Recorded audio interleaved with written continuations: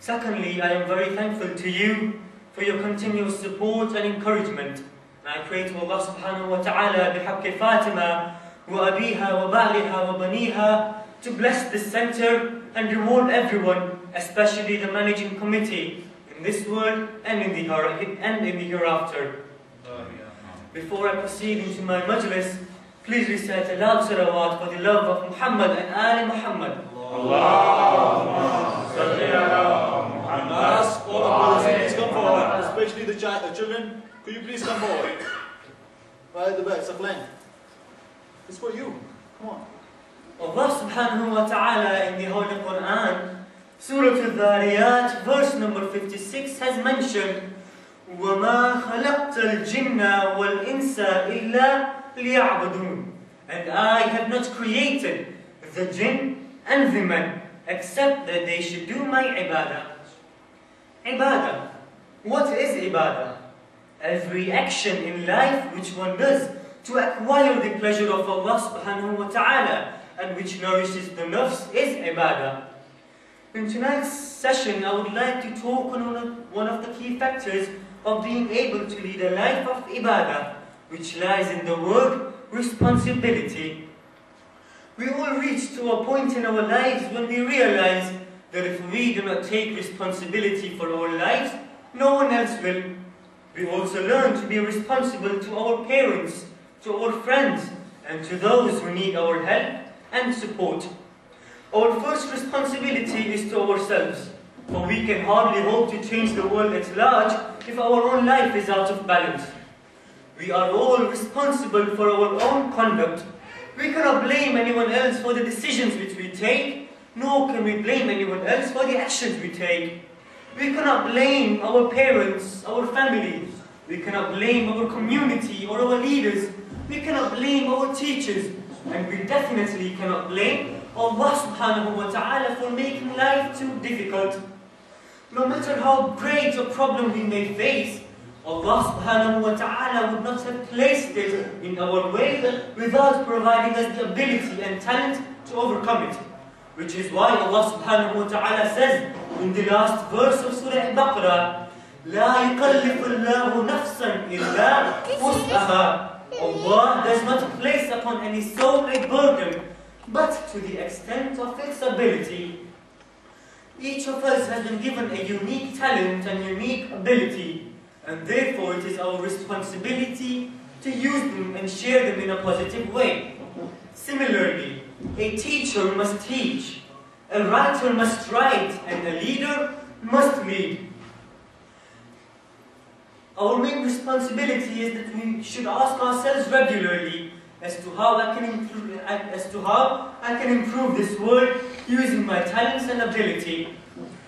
Don't wait to be asked.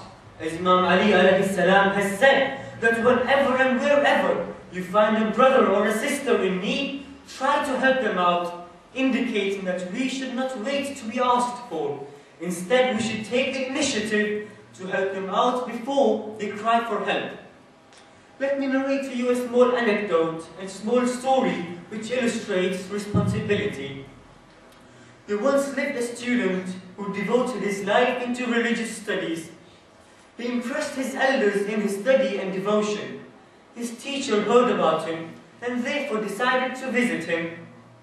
When the student's teacher arrived at the town where the student lived, what he noticed was that the local community, the local people needed a lot of guidance and help. The teacher then asked the student, "Oh student, what is the secret behind your devotion in your religious studies?" The student replied, "Well, by concentrating in my studies and ignoring all of the outside influences and politics. By doing that, I am able to concentrate individually." The teacher then told him, "Whenever it is very cold, there are two ways to warm yourselves. One is by putting on a warm jumper, and the other is by lighting a fire. The difference between the two is that the jumper will only warm the person wearing it, whilst the fire warms everyone who comes near it." Therefore, brothers and sisters, it may seem attractive, it may seem beneficial to only protect ourselves and our close ones from dangerous influences. However, this is not responsible behavior. Therefore, when we see someone in need, we must respond. Whenever we see injustice, we must cry out. Whenever we see imperfection, we must try our best to help perfect the situation. The fire was raging. No one could come near it. Even Ibrahim alayhi salam, for whom the fire had been lit, was being catapulted into it by the tyrant's ruler, Namrud. A small lizard slithered to the fire as close as it could. With water in its little mouth, it spat at the fire, trying to reduce the flames. Now the animals surrounding the lizard asked him, "O lizard, what is that small amount of water going to make to the great flames of the fire?" This is what the lizard had to reply. "O animals, when I come before my Lord on the day of judgment, I shall say that I tried my best and fulfilled my responsibility." Similarly, we can have a positive effect on every person we meet. Our actions, our smile, and even our words may save a life, and every life saved is as though you have saved humanity. Please recite aloud salawat for the love of Muhammad and Ali Muhammad. Allahumma salli ala Muhammad wa ali Muhammad. Now, my young brothers and sisters, a question arises that what is the greatest responsibility for us in this day and age? Our Holy Prophet has said that whoever dies without having the ma'rifah, without having the knowledge of his living Imam, dies a death of ignorance. Therefore, brothers and sisters, tonight let us gain some insight. Tonight let us gain some ma'rifah and some knowledge regarding our living Imam, Imam Muhammad al-Mahdi, Sahib al-Zaman alayhi salam. Allahumma salli ala Muhammad wa ali Muhammad. The name of our 12th Imam is Muhammad, the same as the Holy Prophet. The father of our 12th Imam is Imam Ali, Imam Hassan al-Askari alayhi salam, which is our 11th Imam. Allahumma salli ala Muhammad wa ali Muhammad. And the mother of our 12th Imam is Bibi Narjis Khatun, the daughter of the Emperor of Rome.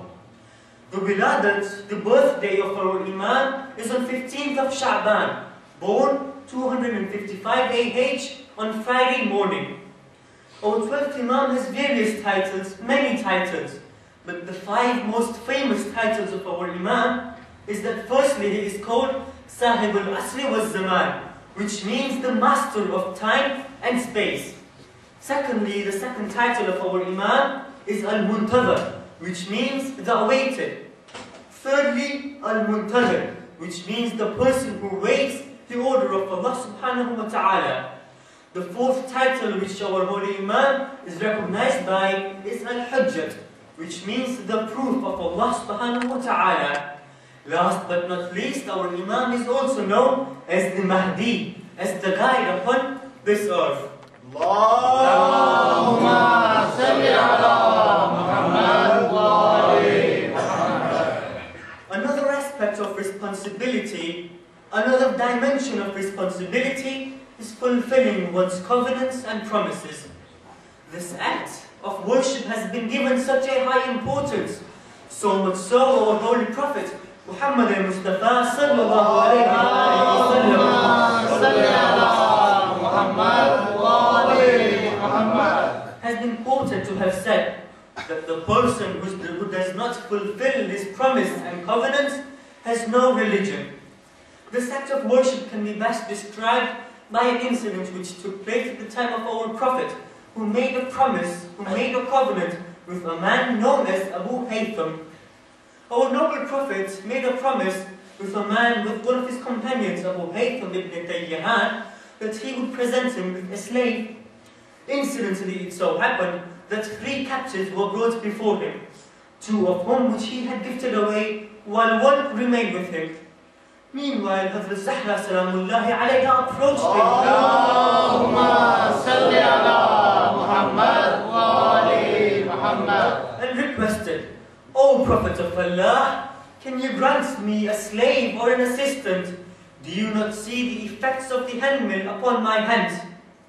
At that time, the Holy Prophet recalled his promise to Abu Haytham and said to himself that since I have made a promise to Abu Haytham ibn Tayyihan, how can I grant my daughter